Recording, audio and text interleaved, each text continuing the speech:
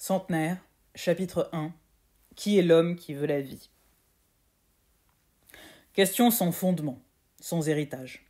Il faudrait tant définir en premier lieu que l'on perdrait l'essence de l'étonnement, donc la simplicité, la spontanéité, l'émerveillement même de la phrase.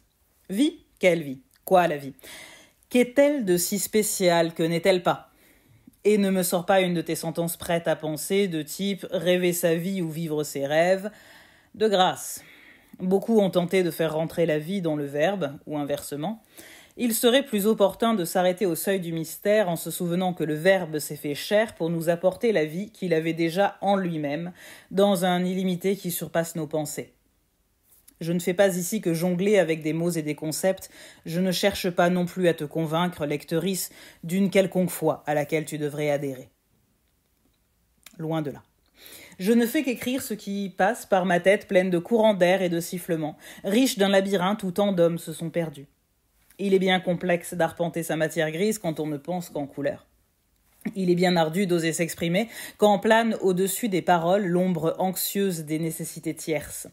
Injonction à tout expliquer, détailler, décortiquer, légitimer, soupeser, démontrer. Tous ces verbes qui illustrent bien à quel point l'économie a fait irruption dans nos imaginaires et exigent, aujourd'hui, par besoin pédagogique ou psychanalytique, que l'on justifie ses propres pensées, peut-être même avant qu'on ne les formule. Et je sens ici pointer en moi un murmure qui m'invite à me méfier. Tu n'es pas ici pour pasticher l'homme approximatif. Tu en as tant parlé toute ta vie durant que tu pourrais sans peine tomber dans la paraphrase. Pourtant, et c'est de bonne foi, je crois qu'il reste encore à dire, et si j'adopte certains mécanismes comme le tutoiement de Mahon lectrice et l'expression volontairement débridée d'une soirée dadaïste, je pense apporter ma pierre à un édifice collectif et non pas construire une humble habitation en arrachant le marbre d'un temple antique. Mais tout cela ne répond pas à la question posée précédemment, qui est l'homme qui veut la vie? Je continuerai à dire l'homme, avec une majuscule, au sens d'humain, car il m'apparaît plus que jamais vain de chercher à différencier des genres dans cette grande aventure qu'est une vie incarnée. J'en reviens au spirituel. On en revient toujours au spirituel. Car l'esprit, comme la vie et la politique, on baigne dedans et il serait un jour question de le regarder en face pour cesser de s'y noyer par ignorance. J'entends déjà celles qui diront « pour qui se prend-il, mélanger dada et spirituel, et pourquoi pas communisme et chrétienté ?» Je leur répondrai tout de go, et avec un large sourire, que j'en ai connu un certain nombre de chrétiennes communistes, notamment d'anciens résistants, celles de la première heure, pas celles de 1946, qui resteront fidèles au stalinisme jusqu'à aujourd'hui. Mais je n'ai aucune intention de régler des comptes, ceci est hors de mon propos. Donc, pour qui se prend-il ? Pour une autrice, libre, qui s'est débarrassée de tant de peaux au fil des ans pour définir ce qu'elle aime, ce qui l'anime, ce qui lui apporte justesse et consolation. Durant des décennies, on a cherché à contempler l'esprit dans sa primeur et son état naturel. On s'est limité à l'esprit humain, comme si cela était possible, et qu'il n'y avait pas un esprit de toute chose, ou plutôt un esprit, avec majuscule, en toute chose. Voici donc le scandaleux postulat de départ de l'homme, toujours avec une majuscule, qui veut la vie. L'homme, avec une majuscule, l'autrice, même personnage. Que celles que ça choque passent leur chemin, je ne compte pas non plus discourir de la légitimité d'une femme à se dire homme, je parle ici d'un point de vue philosophique, réservant humain à la catégorie du vivant, habillant homme avec une majuscule de vertu et d'éthique, et oui, je tiens toujours à la majuscule. Je vous demande simplement de l'admettre, le respecter, le proclamer avec moi ou simplement agir en conséquence. En somme, je vous demande à peu de choses près de respecter cette subtilité de pensée autant que doit être respectée l'identité, ou transidentité cela va de soi, de genre de tout un chacun.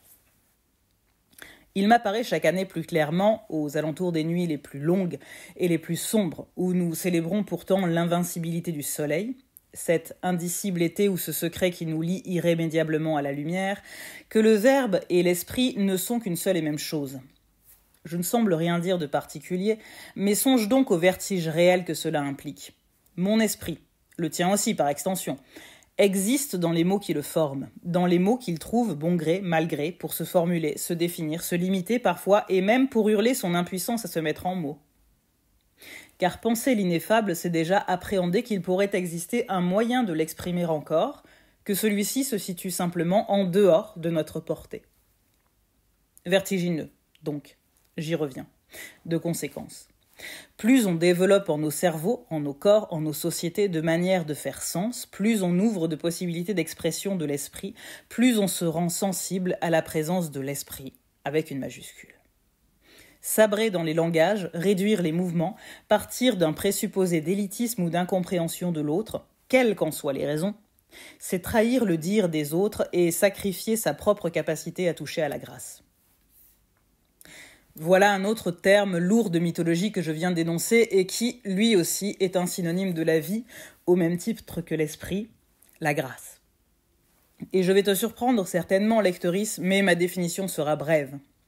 La grâce est précisément ces moments lumineux où l'esprit ne lutte plus avec les discours, mais se laisse absolument dépasser, embrasser par celui-ci, ou même sa faiblesse et son manque de forme.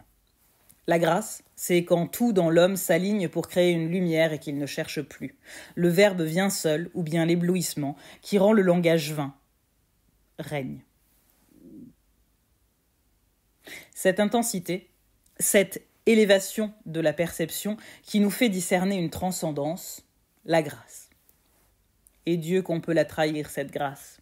Quand, comme une huître, on se referme dans une terreur du jugement, ne pas en être digne, le risque d'être raillé puisqu'on ne sait pas le démontrer ou le résumer cliniquement. Nous en revenons à l'irruption du comptable dans nos perceptions dont je parlais plus haut. Et si j'étais la grâce, je serais attristée de voir ces gens à qui je me manifeste s'enfermer ainsi, me laisser à la porte d'eux-mêmes, alors qu'elles pourraient simplement, comme tant d'autres, me contempler, me sourire, pleurer peut-être. On oublie si souvent que tout cela constitue aussi un souverain langage. On oublie si souvent que le verbe se faisant chair implique nécessairement que les mouvements de la chair sont également un parler. Rester aveugle à cela et continuer à réclamer d'expérimenter la grâce ou l'allègement d'une intrinsèque douleur de vivre revient à exiger qu'on allume toutes les lumières d'une habitation alors qu'on tient ses mains fermement serrées sur le lourd bandeau de crêpe noire qui entrave nos yeux. Ici, je pense nécessaire d'établir une précision. Je ne me place nullement au-dessus de toi, lectrice, ni des autres personnages ou situations qu'évoque ma prose. Je peux être parfois à côté, parfois même rentré dans telle ou telle catégorie. J'élabore mon existence en souverain exercice de discernement, comme l'on attribue des catégories de saveurs à des aliments, de couleurs à des objets. Tu vois bien, il ne s'agit en aucun sens d'une échelle, mais bien d'une grille horizontale. Une grille de paroles. Même. Et là encore, je ne cherche pas à étaler ma science, mais à partager les mots d'autres auteurs et autrices en espérant qu'elles t'apportent, lectrice, des clés de nouvelles pièces de ton propre et infini langage pour réjouir ton âme, ton cœur, ou ce que tu veux. Paul Celan, donc, dans ce recueil, dans Ajusté au vent, formule. Plus tard, crue de neige à travers tous ces jours, libres. Un unique chant, que chiffre une lueur, les voix. Nos voix sont des lueurs qui chiffrent l'indicible d'un paysage indéfini. Chiffrent et défrichent, je veux le croire. Nos voix, qui peuvent être muettes et passées par un autre patois que les mots, tu l'as compris, entament à la fois le réel et l'imaginaire pour partager des perceptions. Dans ce grand bain de réalité plus ou moins imaginaire, nous trouvons à la fois le singulier et l'universel à condition de garder une vertu cardinale, l'humilité. Courage et humilité, voilà bien ce qu'il faut pour se lancer dans l'aventure de l'écriture, de la formulation, de la communication, de l'existence. En somme. Pour te prouver que je suis comme toi, lectrice, je te dirai que j'ai souvent des doutes, ou plutôt un perpétuel doute raisonnable. Tout cela a-t-il un sens ? Et cette question, qui anime ma vie, loin de me rendre nihiliste, me confère une humilité. Ce que j'énonce et que j'expérimente n'a peut-être de sens que pour moi seul. Je ne peux obliger personne à me comprendre, ni forcer qui que ce soit à rejoindre mes perceptions. Je ne suis peut-être qu'une mouette qui se prend pour un être humain qui se prend pour une femme qui se prend pour une autrice, et ainsi de suite jusqu'à l'infini. Je ne suis peut-être qu'une vaste blague, mais qui discute, paraît-il, fort bien de nombreuses matières et qui, jusqu'ici, a rencontré un certain nombre d'autres personnes tentant d'être des hommes, toujours avec une majuscule, et s'en est fait tout à la fois des amis, des guides et des disciples, tout dépendant de l'heure et de la position des astres. À cet instant très précis où j'écris, je suis animé d'une sourde amertume. Mes grandes espérances, que j'entretiens si bien à coups de travail acharné et de prière, semblent être des horizons qui sans cesse reculent à mesure que j'avance. Les dernières années m'ont entraîné à être une Sisyphe remarquable par sa persévérance et l'entrain mis à rouler à mon rocher. À agrémenter mon chemin de fleurs et de fruits, à repeindre quelques palissades, à converser au long de la route avec d'autres Sisyphes plus ou moins sympathiques. Et vois-tu, lectrice, il y a toujours un moment où l'espoir se fatigue. C'est pour cela que l'humanité a inventé un autre concept pour lui succéder et pouvoir, donc, survivre jusqu'à aujourd'hui. L'espérance. L'espoir se définit, il se précise, il sait ce qu'il attend, il sait à quoi ressemble l'homme qui vient, il sait par quelle épreuve il faut passer. L'espérance, elle, ne cherche plus.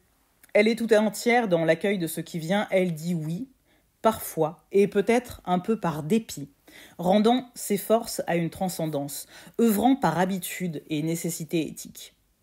L'espérance surgit quand l'on continue à faire au mieux, avec si peu, depuis si longtemps, que l'on en vient à questionner le fondement de tout cela, l'utilité de tout cela, mais que, cependant, désespérer reste impensable. Il y a là un mystère total que je ne saurais verbaliser, et que je n'ose même effleurer en réalité. Pour ne pas désespérer, on fait le silence sur ses attentes, le silence en son cœur, et l'on s'en remet avec pourtant toute l'incrédulité possible à quelque chose d'inconnu. Je souligne, avec toute l'incrédulité possible, car là aussi réside l'humilité. Peut-être n'agit-on au mieux que par habitude, par terreur du changement. Mais quelle joie indicible quand la moindre trace de l'espérance s'engouffre en nous, que l'âme se réjouit quand un gramme d'espoir vient à se réaliser, quand l'on voit croître la pousse que l'on croyait morte, quand on voit rosir un coin de ciel, quand on accroche le sourire d'un être. Quelle intensité lorsque l'on se rend compte qu'on ne fait pas si mal son métier d'homme, quand revient la dignité et la delphité en toute chose. Quelle grâce et quelle lumière, quelle vie, puisque c'est ce que je veux.